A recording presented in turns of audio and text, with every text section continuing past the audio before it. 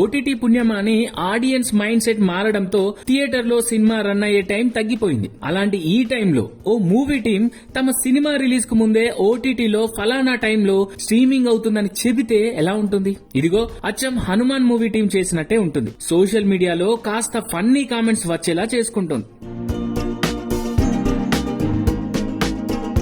Yes, Prashanth Varma direction లో తేజ సజ్జా చేసిన most awaited film Hanuman. Mythological genre లో పాన్ ఇండియా రేంజ్ లో తెరకెక్కుతున్న ఈ సినిమా సంక్రాంతికి రిలీజ్ అవబోతోంది. Mahesh most awaited movie Guntur Kaaram సినిమాను ఢీ కొట్టనుంది. ఇక ఈ క్రమంలోనే తమ సినిమాకు బిగ్ ఓపెనింగ్స్ రాబట్టుకునేందుకు ఓ రేంజ్ లో ప్రమోషన్స్ కార్యక్రమాలు చేస్తున్న ఈ మూవీ టీం తాజాగా తమ సినిమా ఓటీటీలోకి ఎప్పుడొస్తుందనేది చెప్పేసింది. ఎగ్జాక్ట్ గా తమ మూవీ రిలీజ్ అయిన 60 రోజుల్లో ఓటీటీలోకి వచ్చేస్తుందంటూ చెప్పేసింది.